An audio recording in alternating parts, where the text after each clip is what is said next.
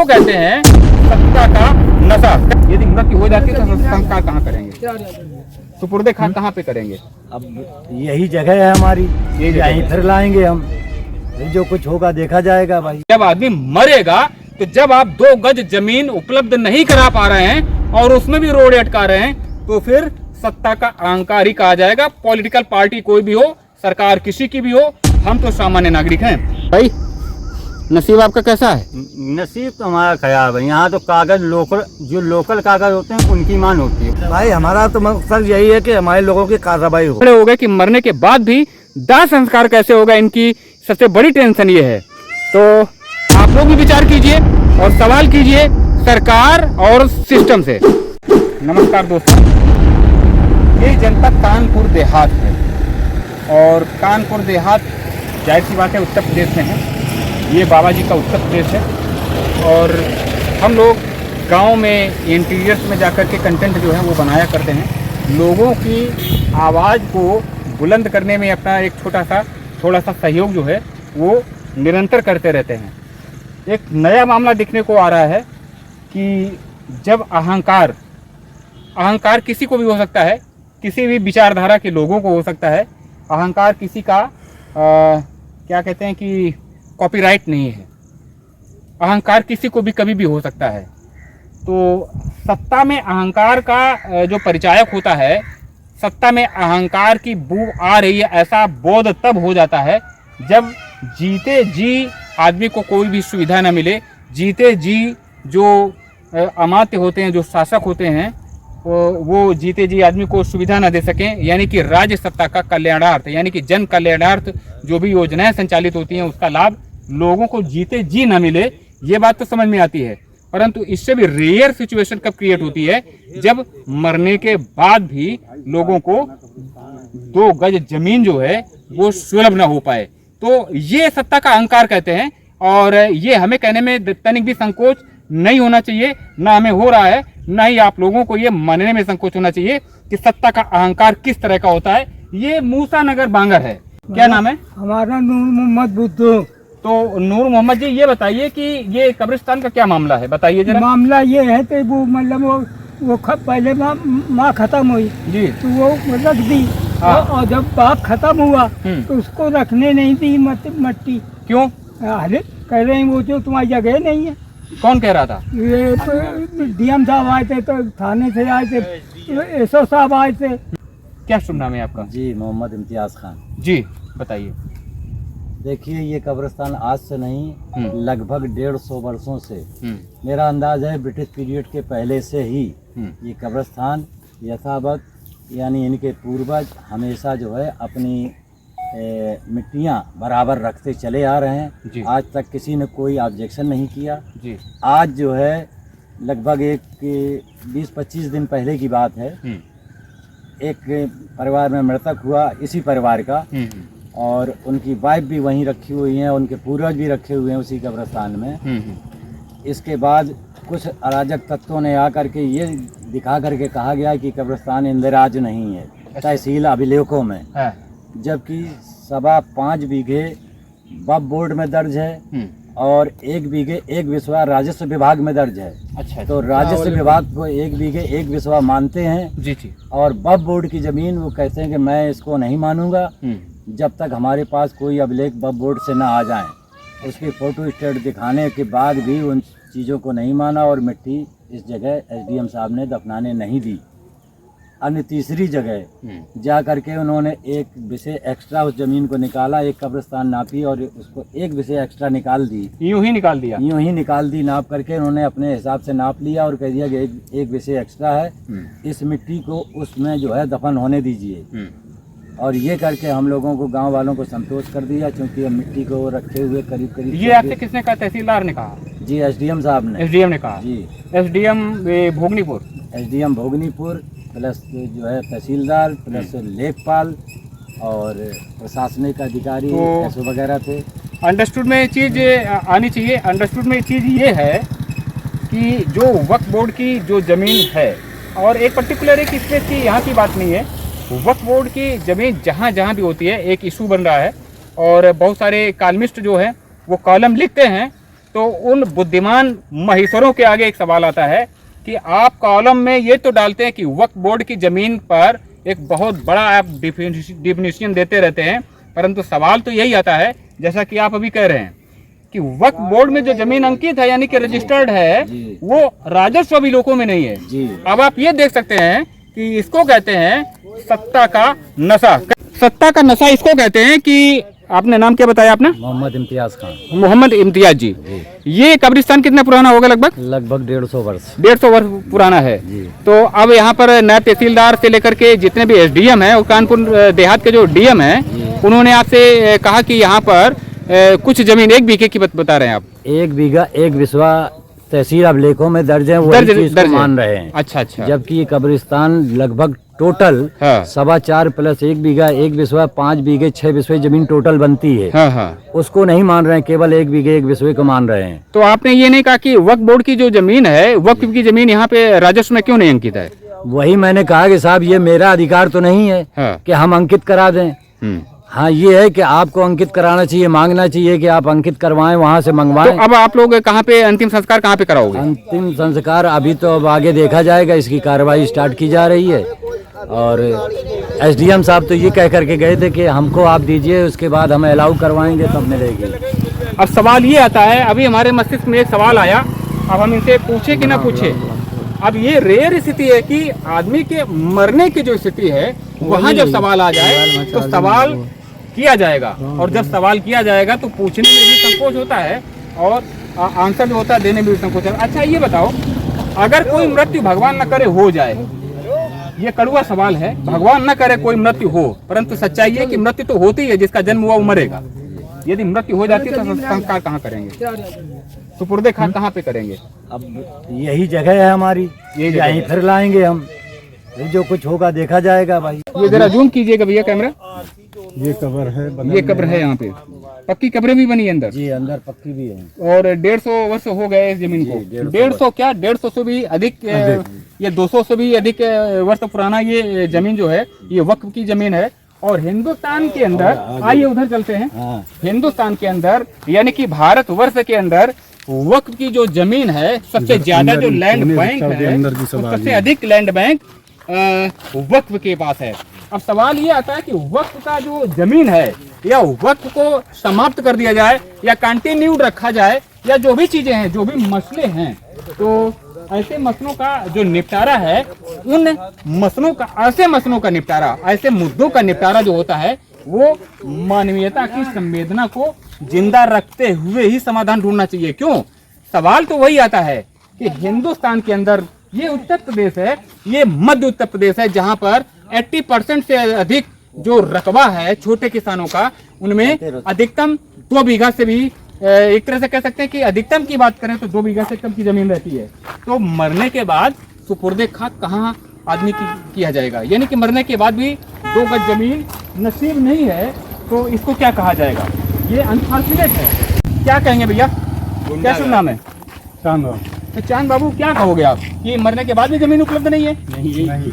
सबसे बड़ा गुंडागर्दी तो यही है, यही तो गुंडगी यहाँ चल रही है। अच्छा दिखाते हैं जरा, ये कब्र बनी है, ये इसके बगल में ही खोदी जा रही है। यही खुदवाई गई थी। ये किसके, कोई परिवार से हैं क्या? जी, जी। अच्छा चांद बाबू आप ही के? जी, इधर खड़े हो चांद। कब्र बनी? ये हमारी माँ की है सर। ये आपकी माता जी की कब्र है? उधर ऊपर खड़े हो, इधर बोलो। जी जी, सामने जाओ, इधर आ जाओ, आप इधर आ जाओ चांद बाबू। ये आपकी माता जी की कब्र है? जी जी जी। ये कितना समय हो गया? आज से तकरीबन 2 साल पहले 2 साल पहले हुआ था। और यहाँ किसकी खुदी है कब्र? यहाँ अपने वालिद की खोद रहे थे। अच्छा, ये वालिद की खोद रहे थे कब्र, तो मना कर दिया गया? एसडीएम साहब ने मना किया? एसडीएम साहब ने। यहाँ किसको ऐतराज है, किसने ऐतराज किया यहाँ पे? अनूप अवस्थी। अच्छा, कोई लोग हैं यहाँ के? मतलब यहाँ के रहने वाले भी नहीं है। प्रदीप शुक्ला। विषय ये नहीं कि कौन है, विषय ये है अज्ञात है। एक कब्र पति की कब्र ये है, और ये पति की कब्र है जो कि बाद में देहांत हुआ, और ये सुपुर्दे खाक पत्नी हुई यानी इनकी माता जी। आपकी माता जी ये चांद बाबू हैं, इनकी माता जी यहाँ पे सुपुर्दे खाक हैं, और यहाँ पे इनके वालिद को सुपुर्दे खाक होना था, किया जाना था। उनका अंतिम संस्कार यहाँ पर नहीं हो पाता है क्योंकि देश में कानून का राज है। ये आप लोग समझ सकते हैं, बड़ी अच्छी तरह से समझ सकते हैं, और हमें किसी चीज का डर नहीं है। और ये वो कब्रिस्तान है। कितने वर्ष पुराना कब्रिस्तान है, जरा फ्रेम घुमाइए भैया। ये कितने वर्ष से पुराना कब्रिस्तान है? लगभग 150 वर्ष। 150 वर्ष पुराना कब्रिस्तान है, जो आपकी जानकारी में है। हो सकता है कि ये कब्रिस्तान 150 वर्ष की बात वो कह रहे हैं, परंतु इससे भी अधिक पुराना हो सकता है। तो सवाल ये नहीं है कि ये जमीन किसकी है या इसमें क्या विवाद है, वो भी विषय नहीं है। विषय ये है सरकार में बैठने वाले और उच्च सोपानों में बैठने वाले लोगों से, शासन चलाने वाले हिपोक्रेट्स ब्यूरोक्रेट्स से, कि आखिरकार जब आदमी मरेगा तो जब आप 2 गज जमीन उपलब्ध नहीं करा पा रहे हैं और उसमें भी रोड अटका रहे हैं, तो फिर सत्ता का अहंकार ही कहा जाएगा। पॉलिटिकल पार्टी कोई भी हो, सरकार किसी की भी हो, हम तो सामान्य नागरिक हैं। तो इस तरह का क्या कहोगे चांद बाबू, कितना कष्ट है आपको इस बात का? हमें बहुत कष्ट है और बहुत ही मतलब तकलीफ है, और इस चीज़ से बहुत ही टेंशन और उलझन में रहते हैं कि मतलब आज से तकरीबन 200 साल पुराना कब्रिस्तान है और आज हमारे वालिद की मिट्टी नहीं रखने दी। कहाँ पे? वहाँ पे किया था जी। ये गुंडा इसकी कार्रवाई की जाए। क्या कह रहे भैया? भाई कार्रवाई की जाए। ये भी बगल में है कब्रिस्तान, ये सारा है। अच्छा, ये पूरा कब्रिस्तान है। हाँ, ये तो हमारे कानपुर देहात के जो जिलाधिकारी महोदय हैं, क्या कहेंगे, जरा इधर देखिए। उन्होंने तो नहीं रखने दिया ये। अच्छा, उन्होंने रखने ही नहीं दिया। एसडीएम साहब ने। एसडीएम साहब ने। अच्छा, हम सारे लोग थे। इधर आ जाइए, इधर आ जाइए। क्या कह रहे हैं? यहाँ एक से एक भूमाफिया हैं जो अनूप के कहने में मिट्टी नहीं लगी है, को जबरन कब्जा करते हैं और अपना हक दिखाते हैं। यहाँ की यही हकीकत है, यही अनूप के पहचान। कहने में एसडीएम साहब ने मिट्टी नहीं रखनी। अनूप तो कुछ आवाजें आप लोग सुन रहे होंगे, बहुत सारे लोग कैमरे के पीछे खड़े हुए हैं। अब सवाल ये आता है कि यहाँ पर जो इशू है उसको भी हाईलाइट करने का उद्देश्य हम लोगों का नहीं है। हम लोगों का, या पर्सनल मेरा भी इशू अगर कहा जाए, हमारा तो मोटिव यही हो सकता है कि जब सरकार के आंकड़ों में रूरबन एरिया में लाखों की तादाद में दाह संस्कार गृह बना दिए गए, तो आखिरकार ये सुपुर्द खाक जो होते हैं, जो यहाँ पर अंतिम संस्कार होना है, उसके लिए कौन सी सरकार को डायरेक्शन देना पड़ेगा या कौन सी सरकार है जो चेतेगी?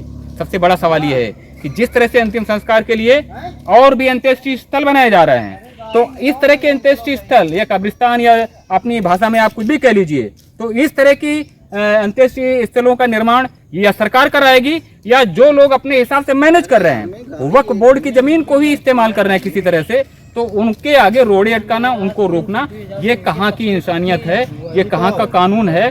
और बहुत सारे सवालात इस तरह के हैं कि जो इन लोगों के मस्तिष्क में कौंध रहे होंगे। तो आप लोग जो वीडियो देखने वाले हैं, आप लोगों को अपने आजू बाजू में देखिए कि यूनिटी बनाइए, और ऐसे जो कष्ट हैं, ऐसे जो अनफॉर्चुनेट मोमेंट हैं लाइफ में, कि आदमी को मरने के बाद भी 2 गज जमीन जो है 2 गज नसीब नहीं है, तो फिर बुलडोजर जो है उसकी गति का, डायरेक्शन का जो सवाल है, वो निरंतर पूछा जाना चाहिए कि नहीं पूछा जाना चाहिए? आप लोग बताइए। पूछे, अगर आप बताएंगे पूछना है तो फिर पूछेंगे, वो सरकार किसी की भी हो। क्या कहेंगे? बड़ा अनफॉर्चुनेट है फिर तो, और कोई सुन भी नहीं रहा है।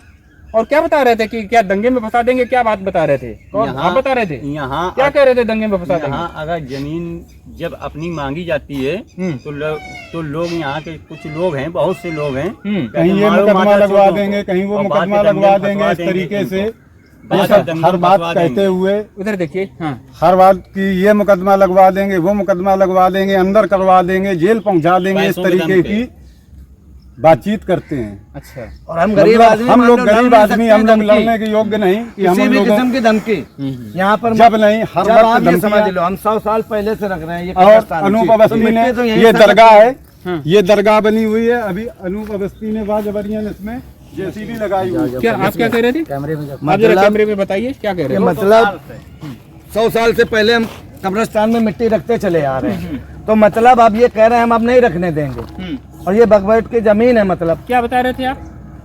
ये दरगाह बनी हुई कह है, रहे हैं इसको दर्ज कराओ। जो इसके ऊपर दरगाह बनी हुई है। बाजबरियन अनूप अवस्थी ने इसमें आकर जेसीबी लगाई। अच्छा, इसमें हाँ, इसमें चलवा जेसीबी लगाई, बाजबरियन इस टीले को खोदना, इस दरगाह को खोदना चाह रहे थे गुंडैती के साथ जी। जब हम लोगों ने मना किया, मना करने के बावजूद दुनिया जो उसमें मतलब लड़ाइयाँ हुई, तब महान मुश्किल के वो लोग हटे, यहाँ से भगे। जेसीबी के सुपड़ा भी बना हुआ है, यहाँ पर जेसीबी लगा रहे थे। यहाँ जेसीबी लगा दी थी उन्होंने, ये खोदा भी है, ये सब खोदा पड़ा हुआ है। ये ऊपर दरगाह बनी हुई है, दरगाह आप अंदर से देख भी सकते हैं। गंतूर बाबा की दरगाह है हाँ और कब्रिस्तान भी बनी हुई है हाँ। और यहाँ जेसीबी से बाजबरियन गुंडैती के साथ। अच्छा अच्छा, तो फिर मना किया आप लोगों ने? जी, तो फिर माने? महा मुश्किलों के मतलब प्रशासन भी आया, तमाम दुनिया की प्रक्रिया हुई, तब वो लोग माने। तो ये सारा का सारा जो ये मूसा नगर बांगर के जो निवासी हैं उनकी आपने व्यथा और कथा जो है एक तरह से ये देखा कि इन लोगों को कितना कष्ट है। और ये दरगाह है, यहाँ पर जो खनन माफिया जो होते हैं वो हर एरिया में बटे हुए होते हैं और एक दो के नाम लेना हो तो हम 20 के नाम अभी ले सकते हैं, तो उसका कोई महत्व है नहीं। परंतु यहाँ के लोकल के जो माइनिंग के जो माफिया हैं, जो जमीन के जो माफिया हैं, वो जमीनों में इस तरह के कब्जे होते हैं, कब्रिस्तान में विवाद पैदा किए जाते हैं और इस तरह से माइनिंग के लिए जमीन का जो फंडा है, कानपुर देहात के जिलाधिकारी महोदय, आपके लिए तो कैबिन के बाहर निकलने की बात आ जाती है कि आप क्या करेंगे। आपके आगे तो बहुत बड़ा सवाल ये है, और कितने व्यू देखेंगे हम, कितने व्यू बनाए कि कितने मंत्रियों के और विधायकों के डंपर चलते और माइनिंग होती है। इसके बारे में विचार भी कीजिए और ऐसी चीजों का, ऐसी समस्याओं का समाधान, नितांत समाधान आवश्यक है। तो मूसा नगर बांगर की ये जो निवासी हैं, इनके जो कष्ट हैं, इनके जो पीड़ा है कि मरने के बाद भी 2 गज जमीन नसीब नहीं है बाबा जी की सरकार में, तो जीते जी लोगों का क्या हश्र हुआ होगा, ये आप सहज अनुमान लगा सकते हैं। और इस बात का अनुमान वो लोग सहज लगा सकते हैं कि जब घर में कोई मृत व्यक्ति का एक तरह से एक बॉडी रखी हो, मृत बॉडी रखी हो, डेड बॉडी जिसको बोलते हैं, और उसका अंतिम संस्कार करना हो, तो वो जो समस्या आती है वो उस पीड़ा को तो वही अनुभव कर सकता है जिसके घर में ये घटना घटी होती है। तो आप लोग ऐसे विचार कीजिए और जरूर कमेंट कीजिएगा ऐसे लोगों की पीड़ा के बारे में जो कि जिनको मरने के बाद 2 गज जमीन भी नसीब नहीं है। तो आप लोग देखते रहिए अविनाश वाजपेयी ऑफिशियल, और सवाल जो है वो निरंतर सत्ताधीशों से कंटिन्यूड रहेगा। बिल्कुल भाई, फंसवा देंगे, इतना पैसा है उनके अरे पास। गरीब आदमी हम कर क्या सकते हैं, वो तुरंत डरा देंगे। कहीं ये वो लगा देते हैं कि ये देवी जी की जमीन है, ये उसकी जमीन है। अच्छा, धर्म का आगे आ जाता हाँ, है। बस ये धर्म करते लेकर हैं। वो आगे बढ़ते और ये 3 समाज के कब्रिस्तान है, हाँ। एक समाज के नहीं। ये मनियारों की है, हाँ। ये मंसूरी की है, जी। और वो हमारी फकीरों की है। अच्छा, वो फकीरों की है। हाँ, 3 में बटा है। अच्छा, 3 में बटा हुआ है। जी, टोटल कब्रिस्तान अब वो कह रहे हैं सब एक ही है। वो कह रहे हैं कि है सब। जी, वो मान नहीं रहे, केवल वो एक नहीं बीघे मानते। को मान रहे हैं। और हम लोग सदियों से धरते चले आ रहे हैं। 3 जो कब्रिस्तान है, हमारे सबकी अलग अलग। पुरखे रखते चले आ रहे हैं, तो कब्रिस्तान आज हम लोग क्या किधर जाएंगे सर, ये बताइए आप। नंबर 1 है 167। लिखित में दर्ज है सब कुछ, लिखित आपके में पास दर्ज कागज है, है सब सब। बोर्ड में ये कागज लिए हैं आप? बोर्ड में ये पूरी फाइल लिए हैं दिखाई और अधिकारियों ने कोई फाइल की बात जो है 15 ये डिस्कशन में डाल देंगे, फोटो में डाल देंगे। ये जो दर्शक हैं ये देखेंगे कागज जो है पूरा का पूरा देखेंगे। ये तो ये बप का कागज है। ये बब में है। 4 बीघा 15 बिस्वा। ये दर्ज है 167 बोर्ड नंबर। में दर्ज है। अच्छा, इसके बाद तहसील अभिलेखों में 1 बीघा 1 बिस्वा दर्ज है, वो दिखाइए अलग ये वाला खतौनी। इसके बाद ये खितौनी। ये खतौनी में भी दर्ज है खतौनी ना? में भी दर्ज है। ये खतौनी ये में भी दर्ज 21 है। बिस्वा खितौनी में दर्ज है। 21 बिस्वे। तो अभी लेक में डिस्टरबेंस हुआ है, जी यानी कि ये कहा जा सकता है कि तहसील स्तर पर ये गड़बड़ चल रहा है। जी, हाँ, तहसील स्तर पर गड़बड़ ये है। जमीन माफिया का पूरी की पूरी सरकार को के आगे सवाल करना भी ठीक नहीं है बहुत ज्यादा, लेकिन तहसील स्तर पर भी यदि कार्य हो रहा है तो लखनऊ में जो मठाधीश बैठे उनके आगे तो सवाल आता है ना बिल्कुल कि ये तहसील में ऐसे कोई कैसे कर देगा। अब तहसील वाले, अब बताइए, अब हम लोग उनसे लड़ाई तो नहीं लड़ सकते हैं। प्रशासन से लड़ाई कौन लड़ सकता है? कोई नहीं लड़ सकता है, केवल आग्रह कर सकते हैं, अपनी बात कह सकते हैं, लेकिन उसके बाद बावजूद भी सुनवाई नहीं होती है। तो यानी मेरी बात मानने को तैयार ही नहीं होते आप हैं। लोगों के आगे वो हमारे स्थिति पेपर नहीं मानने को तैयार होते हैं। क्या कहते हैं वो पेपर सही नहीं है? कहते हैं कि वहाँ से आप ले करके लिखवा करके वहाँ से ट्रांसफर करवा के हमारे यहाँ कोई जब लाएगा तब हम एंट्री करेंगे, इसके पहले हम एंट्री नहीं करेंगे। इस चीज़ को हम मानेंगे नहीं। हमारे अभिलेखों में जो 1 बीघा 1 बिस्वा दर्ज है उसी को मानेंगे। बाकी हमारी बंजर है, जीएस है, ग्राम समाज है, वो हमारी है, आपकी नहीं है। मेरे 150 साल से पुराने मुर्दे दफन होते चले जा रहे हैं, उस चीज़ को वो नहीं मान रहे हैं। तो ये कह सकते हैं कि मरने के बाद आप लोगों को 2 गज जमीन नसीब नहीं है? नसीब नहीं है इस ये समय। कहें कि ना कहें? बिल्कुल ऐसे हालात में बिल्कुल ये सही माना जाएगा कि आगे भविष्य में हम लोग क्या करेंगे क्या नहीं करेंगे। और ये शासन प्रशासन हमारे साथ जिस तरीके का बर्ताव कर रहा है, मरने के बाद 2 गज नसीब नहीं, 2 गज जमीन नसीब नहीं है? नहीं है। ये हालात इस तरीके का मतलब माहौल देखते हुए और हालात देखते हुए हमें तो नहीं लगता है कि आगे हम लोगों को 2 गज जमीन नसीब होगी होगी। या नहीं। क्या कहेंगे नसीम भाई? नसीब आपका कैसा है?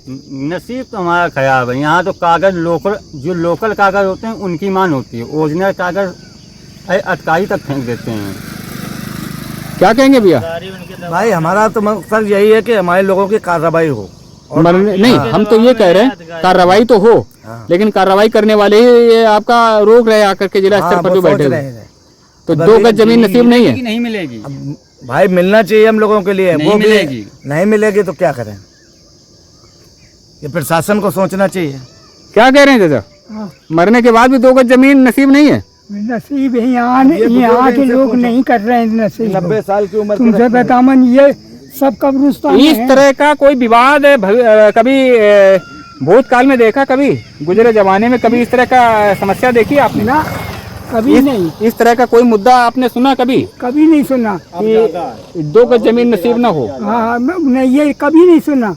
ये सब जमीनें हमारी कब्रिस्तान हैं जी, सब शुरू से शुरू तक। तो दोस्तों ये मूसा नगर बांगर है और देख लियो, ये ग्रामीण जन है। का मुकदमा भी जीत चुके हैं, मुकदमा ये बहुत पुराना वक्फ बोर्ड की जमीन है और वक्फ बोर्ड के लिए पूरा का पूरा एक प्लान है जो कि बहुत पुरानी जमीन है। वक्फ बोर्ड बहुत पुराना है। जब बंटवारे के पहले का जो जमीन का अभिलेख है वो वक्फ बोर्ड वेरीफाई करता है और इसमें बहुत ज़्यादा कहना गैर जरूरी रह जाता है, क्योंकि इस समय जो बेला है वो वक्फ बोर्ड जैसी संस्थाओं को एक तरह से उनके ऊपर भी सवाल उठाना और इनकी क्या आवश्यकता है, ये गैर जरूरी संस्थाएं रह गई हैं, इस पर भी सवाल उठाना। बहुत सारे कालमिस्ट और बुद्धिमान, जैसा कि अभी हमने पहले कहा, इस तरह से बने हुए। और ये मूसा नगर बांगर के वो लोग हैं जो सरकार और सिस्टम से सवाल कर रहे हैं कि आखिरकार मरने के बाद 2 गज जमीन नसीब होगी अथवा नहीं। तो ऐसे ही एक जटिल सवाल के साथ में हम आप लोगों से विदा लेते हैं कि मरने के बाद जमीन यानी कि 2 गज जमीन नसीब होगी अथवा नहीं। इनको इसमें भी संशय लग रहा है। सरकार की बहुत सारी योजनाएं जो चल रही हैं उनकी तो बात अलग है, ये मरने की बात की चिंता कर रहे हैं। तो ये अनफॉर्चुनेट मोमेंट है, बहुत दुर्भाग्य है। और आप लोग क्या कहें, शब्द कम पड़ गए हमारे पास कि इस तरह की सिचुएशन जो है हमारे तो रोकते खड़े हो गए कि मरने के बाद भी दाह संस्कार कैसे होगा, इनकी सबसे बड़ी टेंशन ये है। तो आप लोग भी विचार कीजिए और सवाल कीजिए सरकार और सिस्टम से।